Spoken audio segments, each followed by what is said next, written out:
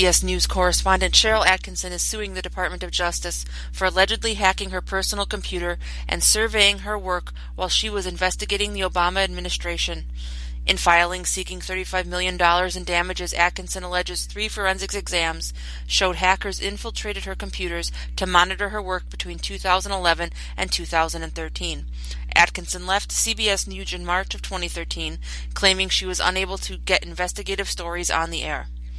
Harvard professors on the arts and sciences faculty overwhelmingly voted to oppose expensive changes to the university employees' health insurance as a result of the Affordable Care Act. President Obama's signature legislation was backed by several Harvard health economic experts. The vote was taken by faculty, but it was too late to stop the changes from taking place this month. The changes are described as, quote, standard features of most employer-sponsored health plans, but faculty members such as Richard F. Thomas call the changes, quote, deplorable, deeply regressive, and a sign of the corporatization of the university, while Professor Mary Lewis believes the changes are tantamount to a pay cut. Miami-Dade County will be the first Florida region to allow gay marriage after a ruling Monday morning by Judge Sarah Zabel.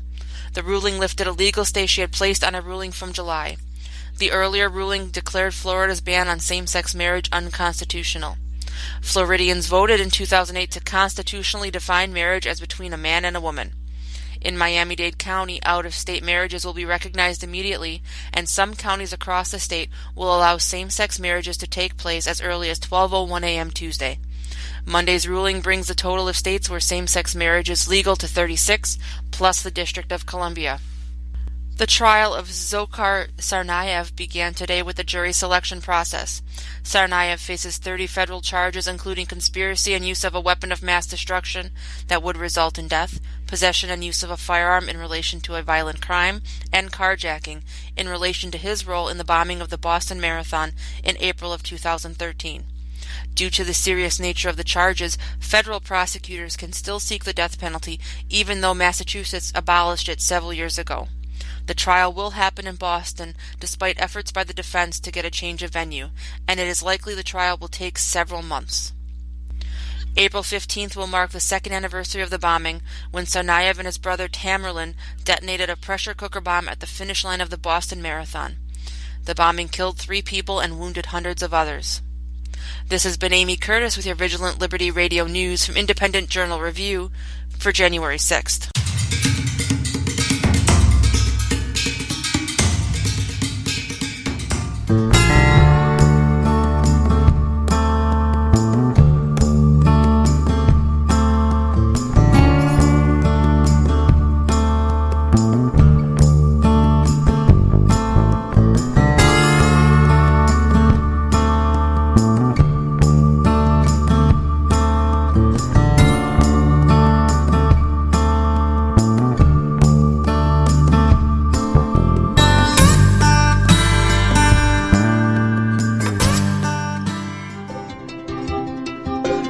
Independent Journal Review, we publish news that is objective, fair, and entertaining.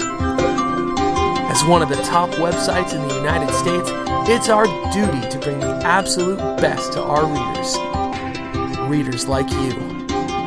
IJReview.com, your number one source for news and entertainment.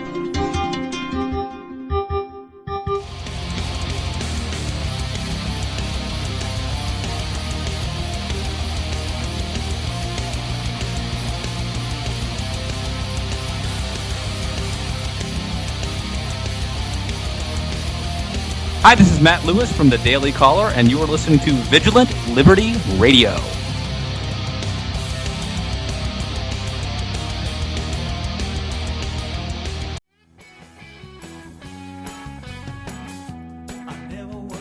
Hi, this is Taylor, and while you're listening to all the other great shows here on Vigilant Liberty Radio, be sure to check out my show on Saturday nights called Saturday Night Cigar Lounge.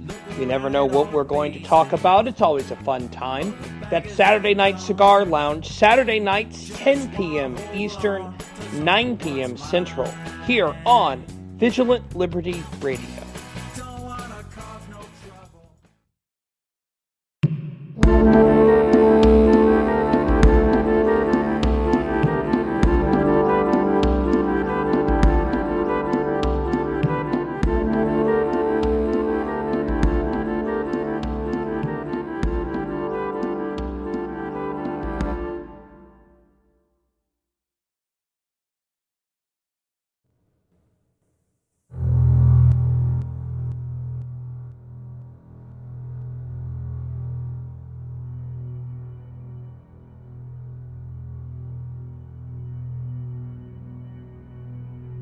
coming soon to Vigilant Liberty Radio. The Edge of Anarchy, Mondays on VLR.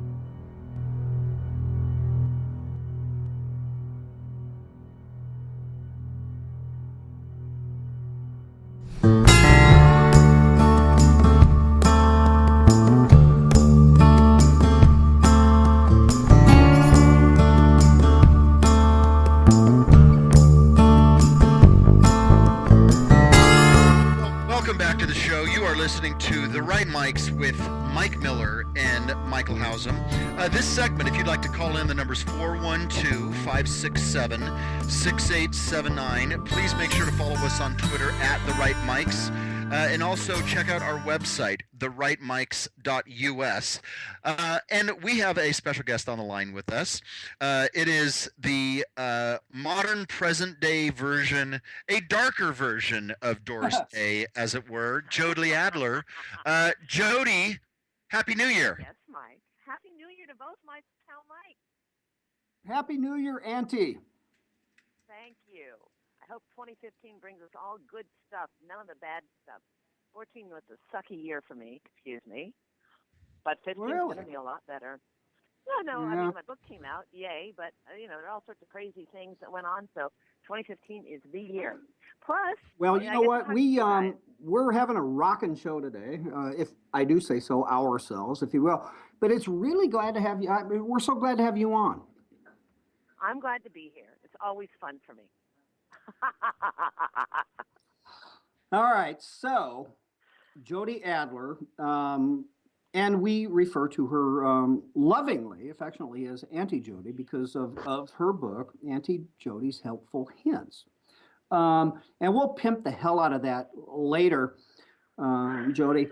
But let's okay, so it's a new year. A lot of people make New Year's resolutions, right. And even if they don't verbalize them, they think, okay, damn it, this year's gonna be better than last. Can we start off with any words of wisdom from Auntie, or some folks say Auntie, as it relates to realism and the whole resolution thing and everything else? I mean, what do you think about that? What word did you use there? Revolution? Resolutions. New Year's resolutions. Resolution. Okay, this is my theory on resolutions. Every resolution can boil down to procrastination. So if there's something that you need to do, it's because you procrastinated in the past. So you don't need to make any resolutions about anything. Just stop procrastinating. And there you go. Everything will get done. That's my take. And I do make... Go. You know what? Sorry. I think that word right there, and I have been guilty of it in the past myself. I think procrastination, above most other things, is probably the biggest roadblock to almost anything most people want to accomplish. I agree. So forget it. Let's not procrastinate, except that I look at my desk and I see piles and piles and piles of paper. So instead of cleaning the piles of paper, of course, I go and I write some more hints, because we all do what we want to do more than the things that we have to do, right? I mean, At least that's for me. So, I think once you've finished your end-of-year purge with your clothing and knickknacks and all that other stuff that you want to get rid of, because I know a lot of us go through that, then what you need to do is you need to go through your email list and unsubscribe. I mean, just be a maniac. Unsubscribe. Unless, of course, maybe you lead a mastermind group of some sort, and then, you need to keep holding on to all those people so they keep buying your stuff. But other than that, get rid of it all. I'm so blessed. I have so much stuff. I have to get it under control. I don't know about you guys, but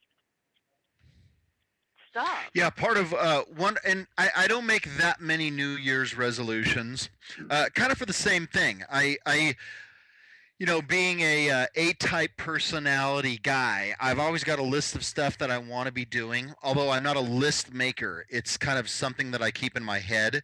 But I have a cabinet out in the back, my back deck, that I have procrastinated tearing into and tossing stuff out of. Over the holiday break, I went down to my storage unit, and not only was I able to throw out copious quantities of stuff that is so unnecessary, I was actually able to consolidate it all into one unit, saving myself $300 a month. Oh, that's brilliant. That's on my list of things to do too. Storage unit cluttering, decluttering. I mean, I'm sure like you. I have my house space. I have my cars. Oh, my car is just another traveling bedroom. Except I got a new car, and it's smaller than my other car, so I had to really consolidate. And that is just a brilliant thing to do. I mean, I'm not in favor of small places for living and all of that, but if you have less place for storage, you got to clear out. So yay! I'm doing my storage unit too. I'm going to do it all. Okay. I'm going to take some advice from you guys. How's that?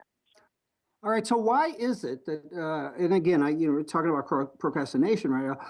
Why is it, whether it's cleaning out a storage unit, cleaning out emails, anything at that level, all the way to looking for a new job?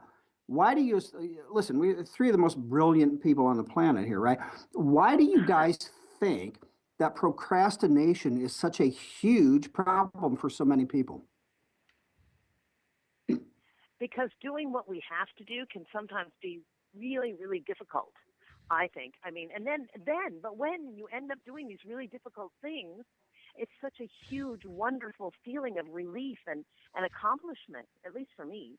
I mean, you got to get through all of the muck. You got to get through the muck, the little tasks, the mundane crap.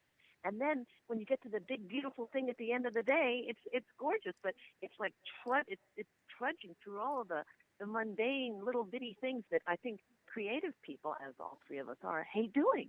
I mean, if you're low man on the totem pole in an office and you go into that office, what's the first thing you're going to be told to do? Filing, right? Because I think human beings hate that.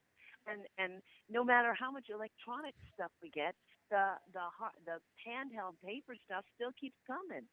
There's no getting around it. And look at the cloud storage. It just grows. It's geometric. I think something. I don't know. We just need more space, and then the more space we have, it's physics, isn't it? The more space you have, the more space you take up. Well, that's true too. That's why people, even in big homes, have storage units, and multiple, some of them storage buildings outside for their stuff. But I agree with you, particularly as it relates to what you call the mundane stuff. I mean, like, again, cleaning out closets or storage units or computer files or whatever have you. I think maybe, personally speaking, some procrastination as it relates to that kind of stuff is based on, that's boring. I don't want to do that. I'm not prioritizing that. I just don't want to mess with it. On the other hand, and here's where I kind of wanted to go a bit. Gosh, we're getting all philosophical here. But the bigger stuff, like I hate my job. I hate my boss. I'm going to look for a new job, send out resumes, make follow-up calls, whatever have you, and then never doing it. Do you guys think that there's also that issue of the proverbial fear of failure thing going on there? As long as I think I'm going to do this, if I don't ever do it, then I won't fail. What do you think about that? That's brilliant. You're brilliant. I think we can just go on that forever. But I told you we were brilliant. I knew you were. Just by looking at you. I didn't have to do anything other than look at the two of you and know that not only were you both incredibly handsome men, but you're brilliant. I liked it better when you said you, and then before you went into the two of you thing. That's very funny, Mike. My thought on the procrastination thing, two parts.